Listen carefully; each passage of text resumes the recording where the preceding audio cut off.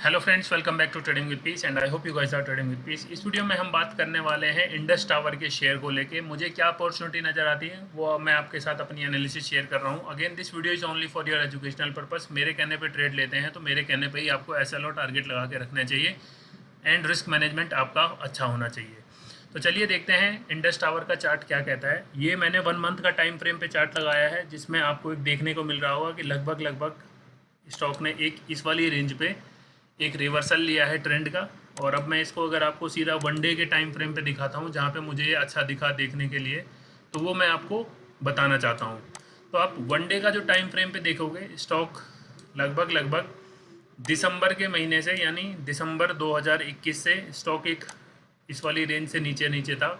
और ये है सिंपल मूविंग एवरेज, यानी मूविंग एवरेज की जो लाइन है 200 ईएमए, इसको हमेशा स्टॉक नीचे की तरफ आता गया। और अब आप देखोगे अभी अगस्त के महीने में आपके पास जो वन डे का टाइम फ्रेम का चार्ट है, सबसे पहले हमें नज़र आता है कि स्टॉक ने एक bottom kind of double bottom का एक जो पैटर्न होता है ये यहाँ पे इसने फॉर्म किया। उसके बाद स्टॉक आप देखोगे एक हायर लोज लगाता हुआ स्टॉक ऊपर की तरफ बढ़ रहा है। तो अभी भी आप देखोगे, जो सिंपल सी बात अगर मैं आपको बताऊं तो स्टॉक ने कभी भी अपने जो स्विंग्स हैं उनको क्रॉस नहीं किया नीचे की तरफ। तो इट मीन्स कि कहीं ना कहीं ट्रेंड इसमें रिवर्सल दिख रहा है वन डे में। दूसरी जो कंफर्मेशन आती है हमें, वो कंफर्मेशन आती है मूविंग एवरेज जो है इसकी, ये जो मैंने सिंपल मूविंग एवरेज है मेरी 200, इसके ऊपर स्टॉक ऑलमोस्ट एक साल के बाद आया है। तो ये तो बात होगी एक simple C analysis one day के हिसाब से। अगर आप लोग इसमें ट्रेड करने के लिए लंबे टाइम फ्रेम के लिए चाहते हो तो पहला, अगर आपका टारगेट 1:2 या 1:3 रखते हो तो इसके करीब आपको, इसके नीचे आपको कहीं थोड़ा सा एक एसएल लगाना पड़ेगा।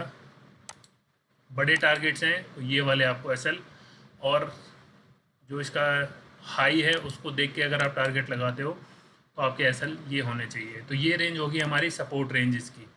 अब अगर आप इसको वीकली में खोलते हो, क्योंकि नॉइज़ ख़त्म हो जाएगा थोड़ा सा उसमें, तो आपको और क्लियरिटी नज़र आएगी। तो सबसे पहले अगर आप देखोगे स्टॉक में कहीं ना कहीं आपको लगेगा कि कंसोलिडेशन फेज में स्टॉक आ रहा है। तो ये चीज़ें अगर आपको धीरे धीरे जो टारगेट देखने को मिलेगा, अगर वन डे में इसने मूविंग एवरेज को टच किया है 200 को, तो आई एम श्योर कि इसमें वीकली में भी ये आएगा। और सेम विद 1 मंथ के हिसाब से अगर आप देखोगे तो आपको नज़र आएगा कि स्टॉक ने एक आराम से जो अपना बॉटम होता है ये वाला बॉटम फॉर्म किया, और इस रेंज से अब स्टॉक ऊपर की तरफ निकलने की कोशिश कर रहा है। तो इन सब चीज़ों को बैक करता है इसका फंडामेंटल। अगर आप फंडामेंटल देखोगे कंपनी का फंडामेंटल काफ़ी अच्छा है। इसका मतलब है कि इंडस जो टावर है, इनका जो मेजर बिजनेस है वो है टावर इंडस्ट्री में, और ये जो भी हमारे टेलीकॉम प्रोवाइडर्स हैं उनको टावर्स की सुविधाएं देते हैं। The company has a tower market share of 33% and tenancy market share of 42%। तो अगर आपने सुना होगा, अगर आप टेलीकॉम में रुचि रखते हैं तो इंडस टावर एक अच्छा खासा नाम आता है जो कि हेल्प करता है टेलीकॉम इंडस्ट्रीज़ की in order to setup their networks. तो इसका जो मार्केट कैप है 46,000 का मार्केट कैप है। डिविडेंड भी स्टॉक देता है, अभी तक का हाई 208, लो 135, बुक वैल्यू 78 है। सेल्स भी हमारे पास अच्छे खासे नंबर्स हैं इसके। अच्छी खासी प्रमोटर्स होल्डिंग है 69% की। और इसका जो मार्केट है बहुत कम इसमें प्लेयर हैं। इंडस टावर लीडर है, सियोग टेलीमेक्स एंड कोरे डिजिटल, ये 3 कंपनियां आपको इस यानी जो टेलीकॉम इंडस्ट्रीज़ की इक्विपमेंट और इंफ्रा सर्विसेज में आती हैं। तो ये इसके पीयर्स में आते हैं। अगर आप इसके पीयर्स का क्विकली ओवरव्यू देखोगे तो सीएमपी देखोगे आप, इनका अच्छा खासा ट्रेडिंग पे चल रहा है।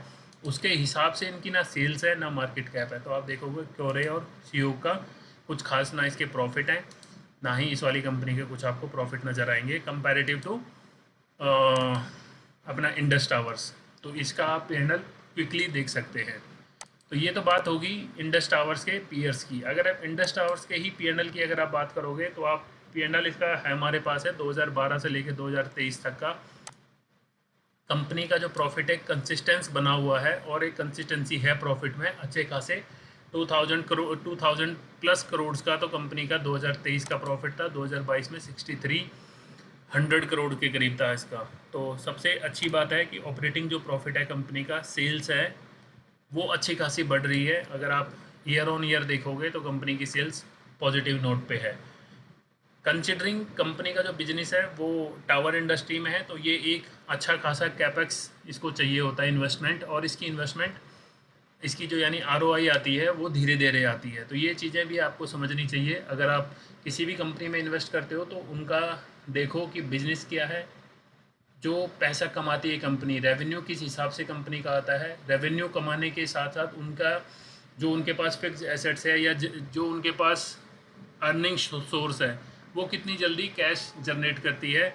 तो आपको और इसमें समझ आएगा कि इनके जो नेटवर्क्स हैं उसमें सबसे पहले तो उसके लिए रेंट जो लगता है, जो उसके लिए कैपेक्स लगता है, मैन पावर लगती है, उसमें एक अच्छा खासा इन्वॉल्वमेंट जाती है। और इस कारण इनके थोड़े से आपको एक्सपेंस और ये चीज़ों में थोड़ा फ़र्क दिखेगा। अगर इन्वेस्टर्स की बात करोगे तो पहले इसमें 40% के तक, यानी 40.89% तक 2020 में एफ की होल्डिंग थी, जो कि धीरे धीरे उन्होंने कम करके ऑलमोस्ट हाफ कर दी है 23% जून 2023 में। तो ये भी एक कारण हो सकता है इसमें प्रॉफिट बुकिंग का, कि स्टॉक में से बड़े प्लेयर्स का एग्जिट करना। और एग्जिट क्यों करते हैं? एग्जिट करने का सिंपल सा रीज़न होता है कि जहाँ पे उन्हें लगता है कि यहाँ से अब अपॉर्चुनिटी कम नज़र आ रही है और अब प्रॉफिट ज़्यादा बनेगा, तो वो कहीं और कुछ अपना देखते होंगे। बट कंसिडरिंग अगर आप इसका सब कुछ ओवरऑल वैल्यूएशन देखोगे, सब कुछ जो हमने बात की है, चार्ट पैटर्न, फंडामेंटल्स, वहाँ मुझे लगता है कहीं ना कहीं इसमें एक पॉजिटिव संकेत हैं। और एसएल हमारा छोटा है और जो चार्ट हमें बता रहे हैं वो कहीं ना कहीं पॉजिटिव संकेत दे रहे हैं।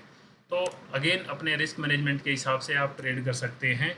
अगेन एक और चीज़ बताना चाहूँगा, स्टॉक भले कितना भी अच्छा हो उसमें कभी भी अपना सारी कैपिटल ना लगाएं, और मनी मैनेजमेंट के साथ ट्रेड करेंगे तो अच्छा खासा आपको रिटर्न भी देगा। Thank you.